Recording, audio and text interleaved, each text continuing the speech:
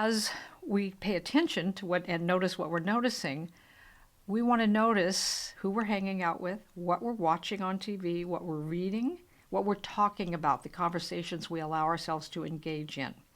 Because there are vibrations or frequencies to all of those things, all of the ways that we're practicing being. And if we want to have a particular period of time, call it a dark night, call it a challenging time, call it difficulty, call it the world is shaking, you get to determine and decide what you're going to be in, what you're going to be while you're going through this time, but not if you don't choose it. We have a mindset either that's installed consciously or unconsciously. You don't get to not have a mindset. You don't get to not think, and neither do I. But what I think, and whether or not it's in harmony with where I want to end up a year from now, is completely in my control if I will employ the skill set of noticing what I'm noticing.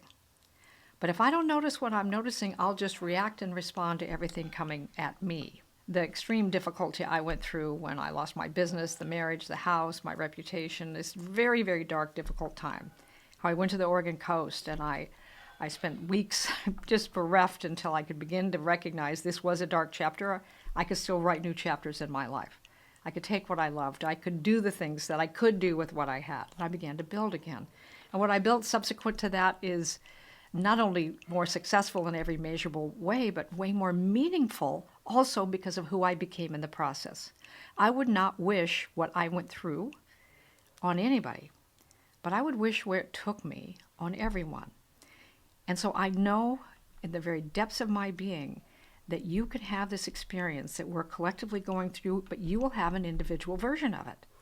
Your version will not be like anybody else's version. It'll be the one you create between you, your thoughts, and your results. I know that this can be a time that leaves you in a much, much better place. I know that. It doesn't mean it will, because that it's possible for it to leave you in a much better place doesn't mean you'll create that. Common hour thinking is I get to feel better when my results are different, when I've got the money, when this thing goes away, boy, am I not going to feel better then? Yeah, you will feel better then, but you can feel better now by having some tools and accesses to a power in you and a place in you that is independent from the experience you're having. And I found that, not easily. I went to the Oregon coast and I had several weeks of just bereftness. So hurt, mad, angry at the person I felt betrayed by, what the net effect of that was in my business and the people's lives I had loved and nurtured and ministered to.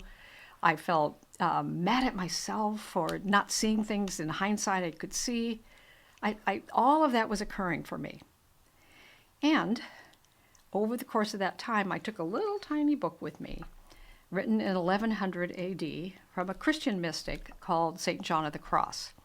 I have found inspiration, tools, transformation in every one of our world's religions, in the different philosophies and mythologies, in psychology and quantum physics. There's a mystical strain.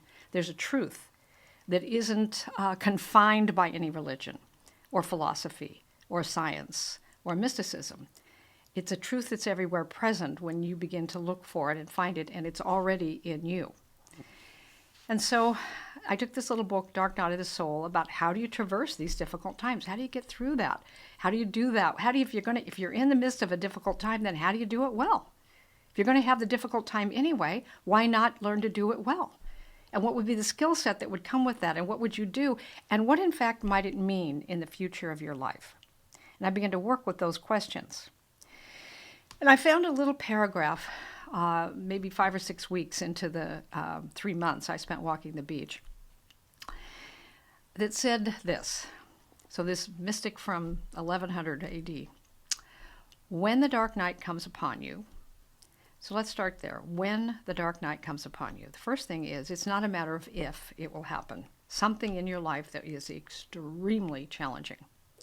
The death of a loved one, a diagnosis, a divorce, a betrayal, you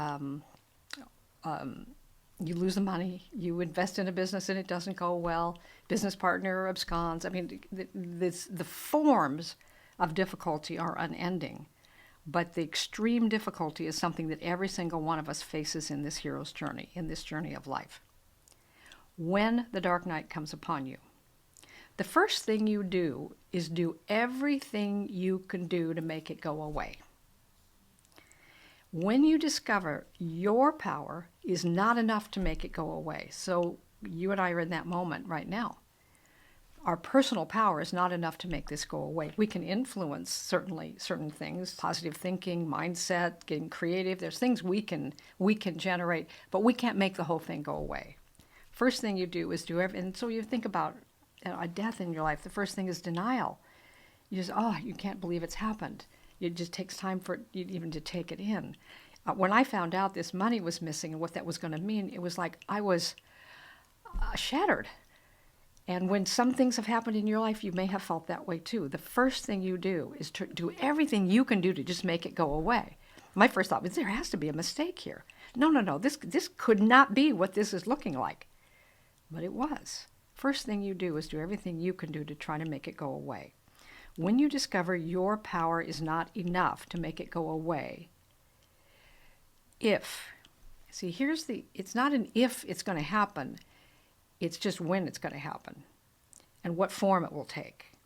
But here's the if, because difficult things happen to every human, but not everyone does this next step. When the dark night comes upon you, first thing you do is do everything you can do to try to make it go away. When you discover your power is not enough to make it go away, if you surrender to it, it's here, I can't change it. That's a form of surrender. It's, we're in this situation, I can't change that. The money's gone, my friend died, my spouse died, my spouse left me, my spouse divorced me, my spouse betrayed me, I betrayed someone, here's the disease, it's all of those things. When you discover your power isn't enough to make it go away, if you surrender to it, 3 things will happen. Number 1 is a feeling of release because you've stopped fighting it. The second is a feeling of relief because you set it down. Here it is. And he said, then a strange feeling will come upon you. You surrender to it, you feel a release.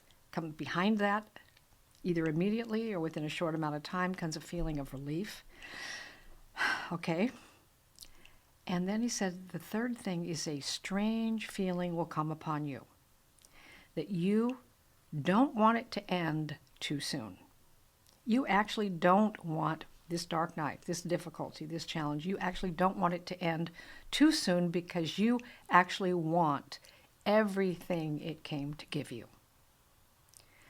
When I read that, Walk on the Beach, that I wanted this and I didn't want it to go away too soon, I thought, well, that's not how I'm feeling. I hadn't fully surrendered.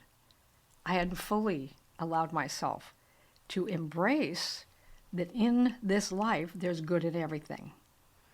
Even though I could teach that, even though I'd shared that, there's a seed of good in everything, there was a part of me that was still in resistance to this situation. And when you get to this particular place spiritually, psychologically, emotionally, you don't want it to end too soon because you actually do want everything life came to give you even in this moment. I got to that place. It wasn't an easy place to get to, but when I got to that place, things began to shift.